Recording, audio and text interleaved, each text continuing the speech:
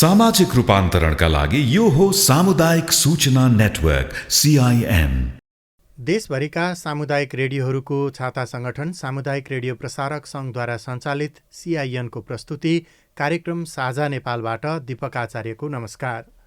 कार्यक्रम साझा नेपालको आजको भागमा हामी राज्यले कृषिलाई प्राथमिकता कम दिँदाखेरि दैनिक उपभोग्य वस्तुमा परनिर्भरता बढ्दै गइरहेको छ र हामी खेती किसानी छोड्दै गइरहेका छौँ।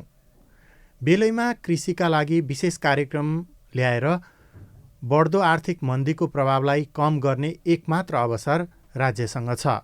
यो अवस्थामा कृषिलाई प्राथमिकता दिएर अगाडि बढ्न राज्यले के गर्नुपर्दछ, नीतिगत व्यवस्थाहरू के हुनुपर्दछ र आम नागरिकले कृषिलाई कसरी जीवनसँग जोडेर अगाडि बढ्नुपर्छ भन्ने बारेमा आज हामी छलफल गर्न गइरहेका छौँ। आजको छलफलमा सहभागी हुन हाम्रो स्टुडियोमा हुनुहुन्छ खाद्यका लागि कृषि अभियानका संयोजक एवं राष्ट्रिय कृषक समूह महासङ्घ नेपालका संस्थापक अध्यक्ष उद्धव अधिकारी। यहाँलाई स्वागत छ हाम्रो कार्यक्रम साझा नेपालमा। हस्, धन्यवाद सर, नमस्कार। पछिल्लो समय खाद्यान्नका लागि आयात बढ्दो छ, निर्यात एकदमै घटेको अवस्था छ र परनिर्भरता बढेको छ र आर्थिक भार खानाकै लागि दैनिक उपभोग्य वस्तुकै लागि आर्थिक भार चाहिँ बढ्दो छ र यो अवस्थामा हामीले कसरी अगाडि बढ्नुपर्छ र अब कृषिको विकासको लागि, कृषिको क्रान्तिको लागि के गर्नुपर्छ? दिपक सर, धेरै धन्यवाद। अब यो विषय चाहिँ निकै जटिल विषय हो कि तर राज्यले चाहिँ यसलाई त्यति जटिल रूपमा लिएको देखिँदैन, एकदम हल्का रूपमा लिएको देखिन्छ। यसमा अब आम किसानले के गर्ने, आम समुदायले के गर्ने, राज्यका तहहरूले के गर्ने भन्ने प्रश्न चाहिँ एक खालको जग जाहेर छ कि किसानले आफ्नो धर्म निर्वाह गरिरहेकै छ। अनि अब खालि समुदायले चाहिँ एउटा के भने किसानलाई सम्मानजनक दृष्टिकोणले हेरिदिनु पर्ने छ, होइन? उसलाई चाहिँ खेतीपाती गर्ने भनेपछि अलिकति हेयको दृष्टिकोणले हेर्ने खालको हाम्रो जुन खालको सामाजिक बनोट छ, समाजले चाहिँ अलिकति किसानलाई इम्पावरमेन्ट कसरी गर्न सकिन्छ, तपाईँले गरेको काम ठिक छ, तपाईँले खेती नगर्दाखेरि हामी भोकै रहन्छौँ है भन्ने खालको एउटा मेसेज मात्रै समुदायबाट जाने हो भने पनि मान्छेहरूले एउटा उच्च मनोबलका साथ खेतीपातीमा लाग्छन्। समुदायको भूमिका त्यो रहन्छ भने विशेष गरेर 3 तहका मध्ये सबैभन्दा बढी दायित्व चाहिँ मैले अहिले यतिखेर स्थानीय सरकारको देखिराखेको छु कि किनभने किसानहरू प्रत्यक्ष रूपमा किसानले देख्ने, भेट्ने, छुन सक्ने सरकार भनेको स्थानीय तहमै छ। त्यो स्थानीय तहमा भएको सरकारले अलिकति कृषिका योजनाहरूलाई अलि प्राथमिकता दिएर जानुपर्नेमा एकाध पालिकाहरू बाहेक अहिले धेरै पालिकाहरूको प्राथमिकतामा चाहिँ कृषि फेरि पनि छैन।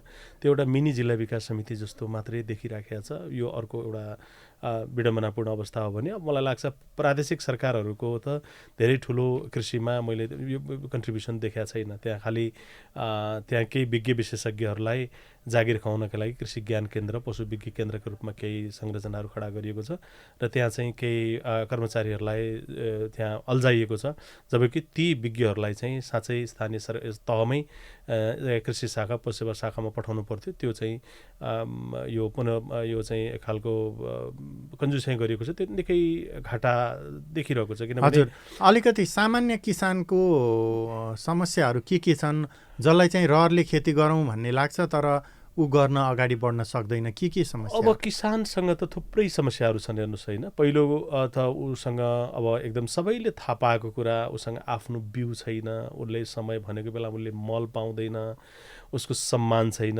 होइन, एक खालको भविष्य सुनिश्चित छैन। ऊ धेरै खालका समस्याहरूसँग जेलिरहेको छ र त्यो सँगसँगै पनि अहिले पछिल्लो चरणमा यो विभिन्न रोग किराहरूका प्रकोपहरूका कारणले गर्दा जुन जलवायु परिवर्तनले सिर्जित विविध खालका समस्याहरूको कारणले गर्दाखेरि पनि किसानहरू चाहिँ एकदमै एकपछि अर्को समस्यामा गाँजिँदै गएका छन्। कहिले बिउ नपाउने, कहिले मल नपाउने, कहिले रोपेका धानमा गेडा नलाग्ने, कहिले खोरका कुखुरामा चाहिँ बर्ड फ्लू लागेर चाहिँ मार्नुपर्ने, कहिले आफूसँग भएका गोठखोरमा भएका दुधहरू चाहिँ कोली फार्म लगायतका विविध बाहनामा चाहिँ घोप्ट्याउनु पर्ने, पोख्नुपर्ने, बजारले कहिले किसानलाई राम्रो रेस्पोन्स गरेन कि फल्यो कि फाल्नुपर्ने जो अवस्था छ भनेपछि किसानसँग त थुप्रै खालका समस्या छन् र पनि उसले आफ्नो त्यो कर्मलाई चाहिँ धर्म सम्झेर खेतीपातीमा संलग्न छ त्यो साना किसानहरू विशेष गरेर र नै अहिले हाम्रो चाहिँ नि भन्नुहोस् न जस्तो सुकै विषम परिस्थितिमा पनि देश चलिराखेको छ। कम्तीमा पनि एकदमै भोकमरीका कारणले गर्दा मान्छेहरू ठुलो सङ्ख्यामा चाहिँ मृत्युवरण गर्नु परेको समाचारहरू हामीले सुन्न पाएका छैनौँ। त्यो चाहिँ के भने तिनी साना सीमान्त किसानहरू जसले क्याल्कुलेटर नहानिकन त्यसलाई चाहिँ कृषिलाई नाफाको क्षेत्र भन्दा पनि त्यसलाई एउटा धर्मसँग जोडेर आफ्नो कर्मसँग जोडेर चाहिँ किसानले जसरी काम गरिरहेको छ त्यसले नै किसानलाई अहिले थेगिरहेको छ। किसानका समस्याहरूका त अब अनगिन्ती समस्याहरू छन्। किसानलाई सरकारले थेग्ने त्यसलाई हेला गर्ने पनि त्यही किसान हो, प्रकृतिले हेला गर्ने पनि त्यही किसान हो, व्यापारीले हेला गर्ने पनि त्यही किसान हो, होइन, इष्टमित्र नरनाथा समाजले हेला गर्ने पनि त्यही किसान हो। तर फेरि त्यही मेरुदण्ड कै रूपमा यो देश समेतलाई त्यसले धानिरहेको छ र त्यही किसानलाई चाहिँ सबै क्षेत्रले पर्गेलेको अवस्था चाहिँ छ। हजुर, अब किसानहरूलाई चाहिँ कृषिप्रति आकर्षित गर्नको लागि र यो चाहिँ घाटाको पेसा होइन, यो पनि राम्रो पेसा हो भन्नको लागि चाहिँ के व्यवस्थाहरू गर्नु पर्यो? अब यसलाई अब सबैभन्दा ठुलो कुरा त के भने बजार चाहिँ सुनिश्चित गरिदिने हो भने किसानले आफूले काम उत्पादन गरिरहन्छ। कस्तो देखिन्छ भने अहिले जब उत्पादन गर्नलाई विविध खालका समस्याहरूका बावजुद पनि एउटा उत्पादन गर्छ र त्यो उत्पादन लिएर बजार जाँदाखेरि एउटा चोरीको माल जस्तो चाहिँ बजारले जुन खालको व्यवहार गर्छ किसानलाई, त्यसले फेरि फर्केर गएर त्यो खेतीपातीमा काम गरौँ भन्ने जाँगर नै त्यहीँबाट सकिन्छ। उसको लगानी नै उठ्दैन उत्पादन बजारमा लगेर बेच्दै गर्दा भन्दाखेरि पहिलो कुरो त उसको उत्पादनको मूल्य सुनिश्चित हुने हो भने किसानलाई फेरि पनि हामीले त्यहाँ फेरि खेतमा फर्काउन सक्छौँ, फेरि अर्को बाली लगाउनलाई प्रोत्साहित गर्न सक्छौँ। अब चाहिँ सबै चिज बजारमै निर्भर गराइदिएर किसान बाँच्न सक्ने अवस्था छैन। मल पसलेसँगै किन्नुपर्ने, बिउ पसलेसँगै किन्नुपर्ने, प्रविधि यन्त्र उपकरण पसलेसँगै किन्नुपर्ने र त्यतिखेर किसानले यो कतिमा दिन्छौ भनेर पसलेसँगै सोध्नुपर्ने र फेरि पनि थोर बहुत भएको उत्पादन बजार लिएर जाँदाखेरि पनि फेरि त्यही पसलेलाई तिमी कतिमा किन्छौ भनेर फेरि सोध्नुपर्ने जो विडम्बनापूर्ण अवस्था छ। त्यो अवस्थाबाट बाहिर ननिकाल्दासम्म चाहिँ कृषि उत्पादन चाहिँ वृद्धि हुन सक्ने सम्भावना छैन, किसानहरू बढ्न सक्ने सम्भावना छैन। दुर्भाग्य के भन्नु सकिन्छ भने सरकार किसान धेरै भएकोमा खुसी छैन, सरकार किसान घटाउने लाइनमा छ। सरकारमा बस्ने यहाँका नेताहरूको पनि बेला बखत सुनिन्छ कि यो देशमा किसान धेरै भयो भनेका छन्। अब उनीहरूलाई के कारणले गर्दा किसान घाँडो भएको हुन हामी चाहिँ बुझ्दैनौँ, तर किसान चाहिँ एकदम घटाउनुपर्छ भन्ने लाइनमा तपाईँको अहिलेकै हामी 15औँ योजनालाई पनि नजिकबाट हेर्ने हो भने किसानलाई चाहिँ यो विक्रम सम्वत 3000सम्ममा 20% झार्ने भन्ने खालको लक्ष्य किटानै गरेर लागेको छ। त्यो चाहिँ अरू कुनै पनि सूचकहरू सरकारको नपुगे पनि यो चाहिँ सरकारको पुग्नेवाला छ, किनभने त्यो सरकारले कुनै मेहनत गर्नु पर्दैन यसमा। जङ्गली वन्यजन्तुले लखेटेका कारणले गर्दा बजारले उपयुक्त चाहिने मूल्य नदिएका कारणले गर्दा, प्रकृतिले विभिन्न प्रकोपहरूले चाहिने साथ नदिएका कारणले गर्दा यो किसानहरू चाहिँ स्वतस्फूर्त रूपमा चाहिँ अहिले कृषि पेसाबाट बाहिरिँदैछन्। अब सरकारले ल्याउन खोजेको चाहिँ किसानको सङ्ख्या घटाउने र युवालाई चाहिँ विदेश निर्यात गर्ने जो खालको सरकारको पोलिसी छ यसमा चाहिँ सरकार सायद सफल हुन्छ जस्तो देखिँदैछ। तर सरकारमा यो अब सरकारमा रहेका व्यक्तिहरू जो कृषिको निर्णयको तहमा छन् उनीहरूमा के स्वार्थ होला जसले गर्दाखेरि चाहिँ उनीहरूले जहिले पनि भनौँ न विषादी भएको विदेशी तरकारी अथवा खाद्यान्नहरूको लागि चाहिँ बजार खुल्ला गर्ने, हाम्रा किसानहरूले उत्पादन गरेको चाहिँ बजार नपाउने अवस्था सिर्जना गर्ने। अब यो चाहिँ कस्तो छ भने पहिलो कुरो त रसायनमा आधारित जो खालको शिक्षाहरू उहाँहरूले अध्ययन गर्नुभयो र उहाँ नै सेलेक्टेड वा इलेक्टेड पोजिसनमा हुनुहुन्छ अहिले, होइन। अनि उहाँहरूले चाहिँ देख्ने भनेको चाहिँ उहाँहरूले देख्ने सम्भावना भनेको कृत्रिम रसायनमा आधारित नै खेतीपाती मात्रै यो देशको विकल्प हो जसले यो बढ्दो जनसङ्ख्यालाई खान पुर्याउँछ भन्ने खालको एउटा भ्रम उहाँहरूसँग छ। र एकातिरबाट त्यसलाई जस्तो सुकै बिख भयो भने अहिले भर्खरकै हामीले समाचार सुन्यौँ भारतबाट जुन हिसाबले हामीले चाहिँ बिख जन्य चाहिँ उत्पादनहरू पनि सहज रूपमा नेपालीका भान्सामा पुर्याउनका लागि सरकार स्वयंले जुन खालको सहजीकरण गरेको हामीले देखिरहेौँ। र सरकार उत्पादनमै पनि जस्तो यो आज मात्रै होइन 2013देखिकै सरकारको यो खालको कन्सेप्ट हो र अहिले पछिल्ला विभिन्न चाहिने आवधिक योजनाहरूलाई हेर्ने हो भने र सरकारका नीति कार्यक्रमहरूलाई हेर्ने हो भने सरकार फेरि पनि एकदम के भन्छ कसरी ठुलो फलाउन सकिन्छ, कसरी धेरै फलाउन सकिन्छ, कसरी उत्पादन वृद्धि गर्न सकिन्छ भन्नेतिरै बढी बरालिरहेको देखिन्छ। तर फेरि यो कुरा उसले किन चाहिँ नदेखे चाहिँ गरेर नजरअन्दाज गरिरहेको छ भन्दाखेरि फेरि पनि कृषि प्रधान मुलुकमा उत्पादनका सामग्री त कुरै छोडिदिउँ, उत्पादित वस्तुहरू, उत्पादित कृषि उपजहरू मात्रै हामी चाहिँ लगभग 4 खरब जतिको कृषिजन्य उपजहरू हामी बाहिरबाट आयात गरेर खाइरहेका छौँ। भनेपछि यति हुँदा पनि किन चेत फर्किराखेका छन् नीति निर्माताहरूको भन्ने प्रश्न चाहिँ बडो जटिल प्रश्न हो कि हामीले कहिलेसम्म त्यो रसायनको मात्रा चाहिने माटोमा एकपछि मात्रा थपेर हामीले उत्पादन वृद्धि गर्न सक्छौँ, कहिलेसम्म थेग्न सक्छ, जबकि माटो आफैमा चाहिँ नि एक खालको सजीव वस्तु हो होइन। त्यहाँभित्र चाहिँ अरबौँ सूक्ष्म जीवाणुहरू छन् र तिनै सूक्ष्म जीवाणुहरूलाई हामीले जीवित नराख्ने हो भने हामीले चाहे रसायन माध्यमबाट होस् चाहे चाहिने प्राङ्गारिक माध्यमबाट होस् दिएका मलहरू चाहिँ त्यो बोटसम्म प्रसारण गर्न सक्दैनन्।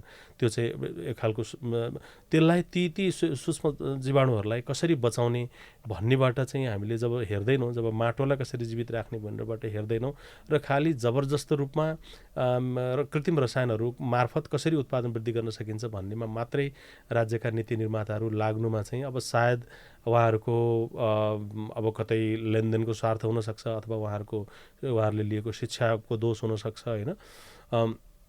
आम नेपाली किसानहरूले चाहिँ के भन्दैछन् भने यो रसायनमा आधारित खेतीपाती चाहिँ हाम्रो लागि धेरै उपयुक्त छैन भन्ने कुरै चाहिँ नि आम किसानहरूले भन्दै आइरहेका छन्। आज हेर्नुहोस् अब त्यो कुरा चाहिँ कहिले चेत फर्किन्छ। आज हामीले हेर्दा हेर्दै हाम्रा हातबाट बिउहरू गुमिसकेको अवस्था छ। 90-95% तरकारीका बिउहरू अहिले नेपाली किसानका हातमा छैनन्। बिउ भनेपछि मान्छेको दिमागमा सिधै एग्रोभेट जोडिन थाल्छ। एग्रोभेटमा जोडिने भनेको फेरि पनि हाम्रा यहाँ अनुसन्धान केन्द्रहरूले अनुसन्धान गरेका बिउहरू भन्दा पनि बाह्य मुलुकहरूबाट आएका महँगो मूल्यतिर ल्याएका नपुंसक बिउहरू हुन् जसले पुनरुत्पादन गर्दैनन्। त्यस्ता खालका बिउहरूमा हामी नजानिदो तरिकाले हामी भाँसिँदै गइसकेका छौँ। हामीले हेर्दा हेर्दै तरकारीका बिउहरू राख्ने आफ्नै खालको पद्धति प्रणालीहरू थियो, खाद्यान्नका बिउहरू राख्ने आफ्नै खालको पद्धति प्रणालीहरू थियो, त्यो सबै लोप भएर गइसकेका छन् र कालान्तरमा लगेर हामीलाई फेरि पनि ती बहुराष्ट्रिय निगमहरूको एउटा भन्नुहोस् न खेतालाको रूपमा मात्रै आम किसानहरूलाई चाहिँ उभ्याउने जुन खालको प्रयत्न राज्य स्वयंबाट भएको छ त्यो चाहिँ निकै दुःखलाग्दो कुरा हो। अहिले पनि अनुसन्धान केन्द्रमा अहिले ठिक्क हामी यता अब धान मकैको सिजनहरू सुरु हुन लाग्छ। मकैहरू भनौँ न अब यो कम्पोजिट टाइपका चाहिँ उन्नत जातका बिउहरू जो सरकार आफैले अनुसन्धान केन्द्रले निकालेका बिउहरू किसान तहमा पुग्ने कुनै मेकानिजम छैन। अहिले फेरि पनि तिनी विदेशी बिउहरू चाहिँ सहज रूपमा ती एग्रोभेटहरूमा पुगिराखेका छन् र किसानहरूको रोजाइ पनि त्यतैतिर बढी केन्द्रित छ। किनभने धेरै फल्छ भने चाहिँ किसानले लोभ गर्नु स्वाभाविक हो। त्यसले दीर्घकालीन रूपमा कति असर पर्छ भनेर त्यो किसानले त्यहाँ अम्लो भात्न पनि उसले चाहिँ उसको योग्यता क्षमताले भ्याउँदैन एउटा कुरा। दोस्रो कुरा उसलाई त्यहाँ धेरै फलाएर बालबच्चा पाल्नु पनि छ, उसको बाध्यता पनि छ। अब मलकै कुरा गर्नुहुन्छ भने अहिले यो चालु आर्थिक वर्षमै पनि 15 अरब जति सरकारले छुट्याएको थियो। त्यसपछि तुरुन्तै साउनतिर फेरि अर्को थप 16 अरब जति थप्यो र अहिले फेरि तत्काल चाहिँ यो 7 अरब जति थपेर लगभग 38 अरब जति चाहिँ सरकारले मललाई छुट्याएको छ। त्यो 38 अरबले पनि अब चाहिँ मल पुग्नेवाला छैन। त्यसले चाहिँ लगभग 4,19,000 मेट्रिक टन जति मात्रै मल आउँछ भनेर भनिरहेको अवस्था छ। भनेपछि अहिले जो पछाडि फेरि 7 लाख रुपियाँ जो विनियोजन गरेको छ यसले अब यसबाट यो मल पनि समयमा चाहिँ टेन्डर हुने सम्भावना देखिँदैन। समयमा टेन्डर नहुने बित्तिकै फेरि असारमा मल अभाव हुन्छ। राज्यले 38 अरब दिइरहँदाखेरि पनि अझ मललाई पुगेको छैन। किनभने लगभग 7 लाख मेट्रिक टन जति हाम्रो नेपालको लागि मल आवश्यक छ। 7 लाखमा राज्यले ल सबैलाई पुग्ने गरेर पैसा दिने हो भने अब अर्को 25 लाख रुपियाँ जति चाहिँ मलका लागि राज्यले छुट्याउनु पर्छ। भनेको 38 र 25 भन्दाखेरि लगभग 60-65 अरब जति चाहिँ पैसा फेरि राज्यले दिनुपर्छ र त्यसमा त्यति नै भनौँ न बाँकी रहेको 30 देखि 28-30 अरब जति चाहिँ किसानले कन्ट्रिब्युसन गर्नुपर्छ अनुदान बाहेकको रकम होइन। र अझ खुला बोर्डरबाट आउने जो हाम्रो 20वटा जिल्लाहरूबाट खुला बोर्डरबाट आउने अनौपचारिक रूपमा आउने मल समेतमा गएको पैसा हेर्ने भने हामी वार्षिक 1 खरब जतिको त रासायनिक मलै किनिराखेको अवस्थाहरू छ।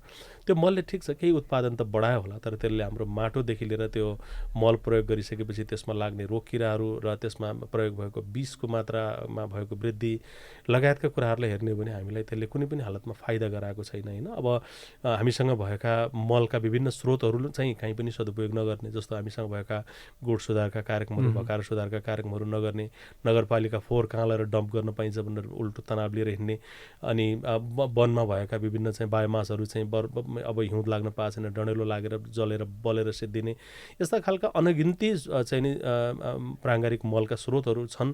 त्यतातिर त्यसलाई बनाउनेतिर हाम्रो कसैको पनि ध्यान गएको छैन। सरकारकै अहिले चालु आर्थिक वर्षको नीति कार्यक्रमले के भनेको छ भने ठ्याक्कै भाषागत रूपमै रासायनिक मललाई छुट्याएकै अनुपातमा प्राङ्गारिक मलका लागि अनुदान चाहिँ उपलब्ध गराइनेछ भनेर लेखेको छ। तर अहिले 38 अरब रासायनिक मलको लागि बजेट विनियोजन गरिरहँदा पनि त्यहाँ चाहिँ फेरि पनि 5 लाख रुपियाँलाई अर्ग्यानिकका लागि भनेर छुट्याउन सकेको देखिँदैन होइन। भनेको छैन, माग पनि गरिएन कि होइन। अब यस्तो यो चाहिँ अब कस्तो किसानलाई पनि सजिलो चाहिएको छ, उसलाई पनि लगेर त्यसमा भनौँ न तोकिएको जतिको मात्रा छ कि छैन त्यसको भन्ने खालको किसानलाई खासै सरोकार पनि हुँदैन, उसको विज्ञताले पनि भ्याउँदैन। किनभने नाइट्रोजनकै कुरा गर्ने हो भने युरियाको 46% नाइट्रोजन हुन्छ भनेको छ, जबकि त्यो चाहिँ उडेर जाने, त्यो बगेर जाने र बिरुवाले ठ्याक्कै लिने भनेको मलाई लाग्छ मुस्किलले चाहिँ 20-30% भन्दा बढी लिन सक्दैन। त्यत्रो ठुलो विदेशी मुद्रातिर ल्याएको मल हामीले चाहिँ यसरी बगाइराखेका छौँ कि जसले थोरै बाली बढाउने नाममा, थोरै उत्पादन बढाउने नाममा चाहिँ हामीले जमिनलाई चाहिँ नि माटो मारिराखेका छौँ, पानीलाई प्रदूषित बनाइराखेका छौँ, पर्यावरणलाई प्रदूषित गराइराखेका छौँ। यस्ता धेरै खालका त्यसका नकारात्मक कहानीहरू छन्।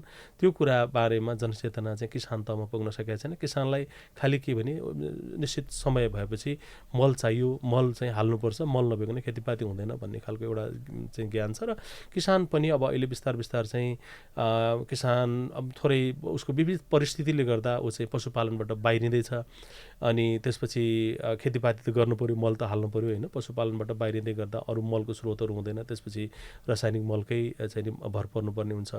अनि अब त्यो हिसाबबाट जुन खालको कृषिको हिजोको चाहिँ इकोसिस्टम थियो, चेन थियो होइन, गोठमा पशुवस्तुहरू हुन्थे, तिनीहरूले मल दिन्थे, त्यसले खेतबारीलाई पौष्टिकता दिन्थ्यो, तिनीहरूले दही दुध दिन्थे, त्यसले मान्छेलाई होइन पोषण दिन्थ्यो। यस्ता खालका एउटा चेनहरू थियो। त्यो सँगसँगै विभिन्न संस्कृतिहरू, चाडबाडहरू, विभिन्न पर्वहरूलाई सँगसँगै लिएर जान सकिन्थ्यो।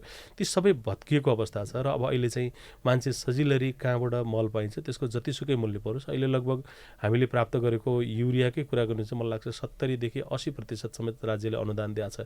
यदि अनुदान नदिएको भोलिपल्ट चाहिँ त्यो किसानले मल किनेर खेतमा हाल्नै सक्दैन होइन। अहिले म अस्ति 5 खालको किसानसँग कुरा गर्दै थिएँ, उहाँले 1 रोपनीमा सबै चाहिँ नि यो के भन्छ युरिया 50 किलो, अनि डिएपी 25 किलो र चाहिँ त्यो अर्को चिनी मल भन्छ त्यो चाहिँ 25 किलो गरेर जम्मा 100 किलो जति उहाँहरूले 1 रोपनीमा एउटा बालीको लागि, आलुको लागि चाहिँ प्रयोग गर्नुहुँदो रहेछ। भनेपछि त्यत्रो ठुलो अनुपातमा जसरी हामीले माटोमा मल प्रयोग गरिराखेका छौँ, यदि सरकारले अनुदान नदिने हो भने त्यो स्वत घाटामा जान्छ एउटा कुरा। दोस्रो कुरा, भोलि चाहिँ त्यसले कति त्यस बापतको लिनुपर्ने प्रतिफल हामीले उचित लिन सक्यौँ कि सकेनौँ, त्यसबाट फलेको उत्पादित वस्तु फेरि पनि सडकमा ल्याएर फाल्नुपर्ने जो खालको जोखिम छँदैछ होइन। यी सबै कुराहरू हेर्दाखेरि त्यसले माटोमा बिगारेको, पर्यावरणमा बिगारेका कुराहरू झन् धेरै छन्। भनेपछि यस्ता विकल्पहरूतिर अब चाहिँ जानुपर्छ। अब पनि नगोत्लिने हो भने जुन हिसाबले हामी जलवायु परिवर्तनको एउटा मारमा छौँ, हामीले चाहिँ यो माटोलाई बचाउनु पर्ने जो खालको बाध्यात्मक अवस्था छ, हरेक मान्छेहरू रोगी हुन थालेका छन्। कोही मान्छे चाहिँ रोग नभएको मान्छे, त्यो पनि दीर्घ रोग नसर्ने खालका रोगहरूले अहिले चाहिँ हरेक मान्छेहरूलाई गाजिरहेको अवस्थाहरू छ। अनि अब यसरी पुरै परनिर्भरतामा आधारित चाहिँ जो खालको खेतीपाती गर्दैछौँ नेपालको सन्दर्भमा, यसबाट चाहिँ अब हामी कसरी फर्किन सकिन्छ भन्ने बारेमा नीति निर्माताहरूले अब गम्भीर ढङ्गले ध्यान दिनुपर्छ। हजुर, अहिलेको यो अब भनौँ न विश्वमा नै आर्थिक मन्दी बढिरहेको यो अवस्थामा नेपालले चाहिँ यसलाई एउटा अवसरको रूपमा गरेर किसानहरूलाई चाहिँ कृषिमा फर्काउने र जनताहरूले पनि अलिकति यो चाहिँ हाम्रो स्वास्थ्यको लागि र हाम्रो आत्मनिर्भरताका लागि चाहिँ अत्यावश्यक छ, भोलि जस्तोसुकै सङ्कट नै पऱ्यो भने पनि हामी भोको बस्नु पर्दैन भन्ने कुराहरू बुझाउनको लागि चाहिँ कस्तो अभियान गर्नुपर्छ? यसका लागि खाद्यका लागि कृषि अभियानको तपाईँ संयोजक हुनुहुन्छ, तपाईँहरूले कुनै त्यस्तो अभियानहरू? होइन, हामीले चाहिँ हामी हरेक राज्यलाई परेको अप्ठ्याराहरूमा यहाँहरू जस्तै सञ्चार माध्यमहरू मार्फत चाहिँ हामी आम किसान दाजुभाइ समुदायमा चाहिँ दाजुभाइ दिदीबहिनीहरूमा के भन्न आग्रह गरिरहेका छौँ भने हामीले गरेको काम निकै उत्कृष्ट काम हो होइन। यो चाहिँ के भन्छ कृषि मूलस्थ जीवन भन्छ, यो जीवनको मूल आधार नै कृषि हो। सबै कामबाट रिटायर्ड भइसकेपछि कृषि गर्ने होइन, सबै काम छोडेर कृषि गर्नुपर्छ होइन। किनभने मान्छे नखाइकन राजा रङको कोही पनि बाँच्नेवाला छैनन् होइन। त्यो खानेकुरा जस्तो सुकै ठुलो सङ्कट परे पनि अहिले जो मन्दीको सन्दर्भ छ, भोलि चाहिँ यो अब धेरै हिसाबबाट चाहिँ देशलाई पर्ने जो खालको अप्ठ्याराहरू हुन्छन्, चाहे हाम्रो हिजो नाकाबन्दीको कुरा भनौँ, चाहे कोभिडको बेलाको कुरा गरौँ, चाहे अब पनि हुने कुनै पनि खालका त्यस्ता घटनाहरूबाट हामी बच्नका लागि चाहिँ पहिलो कुरा हामीले चाहिँ रोप्न छोड्नु भएन होइन, गोड्न छोड्नु भएन। अनि त्यसपछि रोपेर गोडिसकेपछि त्यो फलाउने फुलाउने काम चाहिँ प्रकृतिको हो, त्यसले पक्कै पनि प्रकृतिले त्यो आफ्नो धर्म निर्वाह गर्छ। हामीले अहिले चाहिँ यो खालि बजारमा पाइहालिन्छ, मसँग पैसा छ भोलि त्यस्तै केही पर्दैन भन्ने हिसाबबाट हामी जसरी सिधै बजारमा आश्रित छौँ, भोलिका दिनमा चाहिँ त्यो अवस्था नरहन सक्छ कि हामीले भोलि पैसा खल्तीमा हुँदाखेरि पनि मान्छे भोकभोकै मरेको हामीले कोभिड थाका देख्यौँ विभिन्न सामाजिक सञ्जालहरूमा। त्यसैले जस्तो सुकै मन्दीलाई पनि चाहिने भरि पेटले फेस गर्नका लागि किसानहरूले चाहिँ उच्च मनोबलका साथ खेतीपाती गर्नुपर्छ। र किसान मात्रै होइन, सबै सम्भावना भएका आम नागरिकहरूले चाहिँ उत्पादनमा चाहिँ जोड दिनु जरुरी छ। त्योसँग एक कट्ठा छ भने एक कट्ठामा गर्नु पर्यो, एक आना छ भने एक आनामा गर्नु पर्यो, बिघौँ जमिन छ भने बिघौँ जमिन छमा गर्नु पर्यो, छैन भने कम्तीमा छतमा भए पनि गमलामा भए पनि रोप्नु पर्यो। अब ठिक्क यो चाहिँ अब अहिले यो रोप्ने सिजन पनि सुरु भएको छ। लहरे बालीहरू लगायतका चिजहरू प्रकृतिले हामीलाई एक खालको अवसर समय दिएको छ। हामीलाई संस्कृतिहरूले पनि त्यसमा श्रीपञ्चमीदेखि लिएर यो चाहिँ के भन्छ शिवरात्रिदेखि लिएर होइन, हामीले चाहिँ अहिले रोप्ने समयको जुन खालको हाम्रा कल्चरहरू छन् त्यसले पनि हामीलाई झकझकाइरहेको छ। त्यसलाई भुल्नु भएन र त्यसलाई आधार बनाएर हामीले जहाँ जति टुक्रा छ करिसाबारीमा थोरै जमिन छ भने पनि त्यहाँ केही न केही रोप्नु पर्यो। रोपिसकेपछि स्वाभाविक रूपमा त्यसले प्रकृतिलाई फलाउन कर लाग्छ। त्यसले हरेक घरमा भनौँ न, अहिले काठमाडौँकै कुरा गर्ने भने 10 लाख घरधुरी छ भने पनि 10 लाख घरले 1-1 किलो मात्रै चाहिँ यदि काँक्रा निकाल्छ या फर्सी निकाल्छ या कुनै पनि धनिया मात्र निकाल्छ भने पनि त्यसले अहिलेको जुन कृषिको व्यापार घाटा छ त्यसमा केही थोर बहुत कन्ट्रिब्युसन गर्छ। त्यसले थोर बहुत चाहिँ उहाँहरूको स्वास्थ्यमा जुन भान्सा मार्फत छिरिरहेको शरीरमा छिरिरहेको विषको मात्रालाई कम गर्छ होइन। त्यसले काहीँ न काहीँ अर्थतन्त्रमा टेवा पुर्याउँछ। यही थोपा थोपा मिलेर समुद्र बन्यो। त्यसैले जसले जहाँ जति चाहिँ नि सम्भावना छ त्यहाँ उत्पादन गर्नु पर्यो र उत्पादनका हिसाबले चाहिँ विशेष गरेर यो चाहिँ आम जनसमुदायका लागि भयो। अब राज्यलाई चाहिँ भन्नुपर्दाखेरि त अब धेरै कुरा सच्याउनु जरुरी छ। उसले गर्न चाहने हो भने अहिले भएकै नीतिहरूमा टेकेर धेरै कुराहरू गर्न सक्छ, तर उसले गरिरहेको छैन होइन। अब तपाईँको 2061 सालमा लेखेको किसानको पहिचान वर्गीकरणको मुद्दा अहिले हामी 79 सालमा कुरा गर्दा पनि त्यो जहाँको त्यहीँ छ होइन।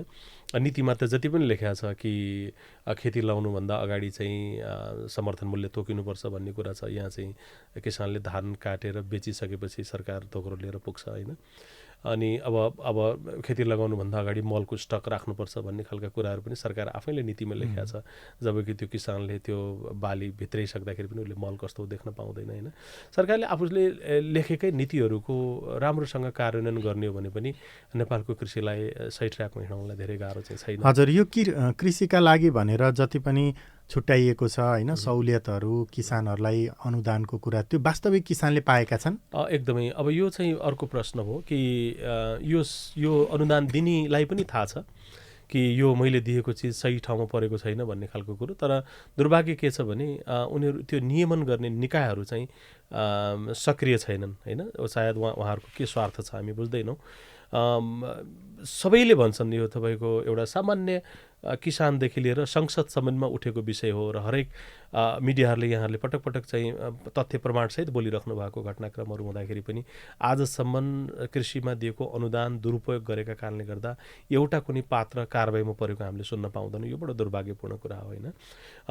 यसले गर्दाखेरि चाहिँ अहिले यो अनुदानको जुन खालको प्याटर्न छ कि किसानभन्दा पनि अहिले कम्पनी खोजेर हिँड्ने सरकारको जुन खालको पोलिसी छ, यसले चाहिँ निकै ठुलो किसानलाई चाहिँ त्यहाँनिर छलेको छ। किसानलाई फेरि नजरअन्दाज नजरअन्दाज गरेको छ। किसानको मनोबल फेरि घटाएको छ। म किसान हो भनेर चाहिँ उसले कुनै कार्यालयमा गएर उसले एक पोका मिनी किट पाउन सक्ने, थोरै अनुदान पाउन सक्ने अवस्था छैन होइन।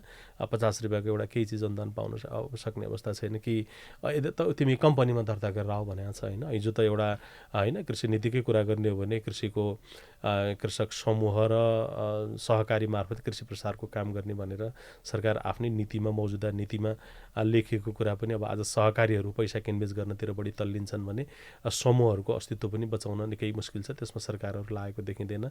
सरकारले विशेष गरेर कृषि विकासका लागि बनाएको 3टा खम्बा, शिक्षाले तपाईँको प्राकृतिक कृषिलाई पूर्ण रूपमा भुलेको छ। अनुसन्धानले लगभग त्यो किसान तहमा पुग्ने गरेर कहिले अनुसन्धान गर्नै सकेन। प्रसारले त त्यहाँ चाहिँ जुन खालको त्यो अनुसन्धान र किसानको बिचमा जुन खालको पुलको काम गर्नुपर्ने थियो, प्रसार त पुरै अहिले चाहिँ कोल्याप्स जस्तै छ, उसको कुनै औचित्य छैन। यी संरचनाहरू, यी बेकामी संरचनाहरू राखिराख्नुभन्दा त बरु यिनलाई वैकल्पिक अन्य क्षेत्रतिर लगाइदिँदा हुन्छ जस्तो लाग्छ। यिनको कुनै औचित्य देखिँदैन। अब सरकारका सबै संरचनाहरू कृषिको विकास गर्न भनेको खडा गरिएका संरचनाहरू नै त्यसको औचित्यमाथि नै यति ठुलो प्रश्न उठिसक्दाखेरि पनि अब त्यहाँ फेरि पनि ती संरचनाहरू जीवित छन्। अब यसले चाहिँ अब भोलिका दिनहरूमा अबको नेपाल सुहाउँदो कृषि विकासका संरचनाहरू चाहिँ फरक ढङ्गले विकास गर्न जरुरी छ। अहिले संहिता सँगसँगै सरकारी कर्मचारीले जागिर खानी मात्र एकदमै त्यहाँभन्दा पर केही पनि छैन होइन। अब अहिले चाहिँ भनौँ न स्थानीय सरकार जो खालको छ यो एकदम यसलाई ठिक छ, यसलाई सकारात्मक मान्नुपर्छ। तर स्थानीय सरकार म धेरै पालिकाहरूमा जान्छु। पालिका तहमा अहिले एउटा प्राविधिकले कृषि शाखा, पशु सेवा शाखा दुइटै हेरेको छ, जबकि त्यहाँ कृषिको दरबन्दी 9 जनाको छ होइन। 9-10 जनाको दरबन्दी भएको ठाउँमा एउटा नाप्रासले चाहिँ त्यहाँको त्यो कृषि प्रसार हेरिरहेको छ। त्यो पनि त्यो गाईलाई कृत्रिम गर्भाधान गराउनलाई ऊ चाहिँ हिँड्दै ठिक्क छ। र त्यहाँ कृषिका लागि बजेट पनि एकदमै न्यूनतम छुट्टिएको अवस्थाहरू देखिन्छ स्थानीय तहहरूमा। यो सबै कुरा हेर्दाखेरि चाहिँ अब सरकार सिंहदरबारको अधिकार गाउँमा पुग्यो भनेर जुन किसानहरूले हिजो उत्साहका साथ यो चाहिँ व्यवस्था परिवर्तनका लागि जुन शहादत प्राप्त गरे, तर अब आजको अवस्था चाहिँ उल्टो भएकै सिंहदरबारको के भन्छ गाउँमा भएको अधिकार पनि फर्केर चाहिँ अब यो के भन्छ ज्ञान केन्द्र, विज्ञ केन्द्र हुँदै सिंहदरबारतिर फर्केको अवस्थाहरू देखिन्छ। किसान एक्लो छ। किसानलाई को मुख्यमन्त्री छ, को प्रधानमन्त्री छ भन्ने बारेमा त्यसले धेरै ठुलो अर्थ राख्दैन। उसलाई त त्यहाँ कृषि शाखामा को हाकिम साहब हुनुहुन्छ भन्ने कुराले मात्रै अर्थ राख्ने, उसले सरकार छ कि छैन भनेर कृषि शाखाबाट हेर्छ। त्यो शाखा जो चाहिँ 5-7वटा गाविस मिलेर बनाइएको एउटा पालिका र त्यो पालिकाभित्र रहेको एकजना प्राविधिकले अब त्यो कस्तो खालको सेवा दिन्छ होला हामी एकदम सहजै अन्दाज गर्न सक्छौँ। यहाँको अमूल्य समयको बावजुद पनि हाम्रो स्टुडियोमा आइदिनु भयो, हाम्रा प्रश्न र जिज्ञासाको जवाफ दिनुभयो, त्यसका लागि तपाईँलाई धेरै धेरै धन्यवाद छ। धेरै धेरै धन्यवाद सर, यो अवसरका लागि हस् धन्यवाद। हजुर, आज हामीले कृषिलाई प्राथमिकता दिने राज्यले र विश्वमा आर्थिक मन्दी बढिरहेको अवस्थामा त्यसको प्रभाव नेपालमा कम गर्नको लागि प्रबल सम्भावनाहरू छन् र किसानहरूलाई कृषिमा नै फर्कने वातावरण सिर्जना गर्नुपर्दछ र किसानहरू आफैले पनि यो हाम्रो दिगो विकासको लागि र हामी आफै आत्मनिर्भर बन्नको लागि चाहिँ हामी सबैले केही न केही उब्जाउ गर्नुपर्छ भन्ने सङ्कल्पका साथ अगाडि बढ्नुपर्दछ भन्ने बारेमा आज हामीले छलफल गऱ्यौँ। र छलफलका लागि हाम्रो स्टुडियोमा आउनुभएका खाद्यका लागि कृषि अभियानका संयोजक एवं राष्ट्रिय कृषक समूह महासङ्घका संस्थापक अध्यक्ष उद्धव अधिकारी, उहाँलाई हामी धेरै धेरै धन्यवाद दिँदै आजको कार्यक्रममा प्राविधिक कक्षबाट साथ दिनुहुने सुभाष पन्तलाई धन्यवाद दिँदै म दीपक आचार्य पनि कार्यक्रम साझा नेपालबाट बिदा हुन्छु। अर्को साता फेरि कार्यक्रम साझा नेपालमा भेटौँला। नमस्कार।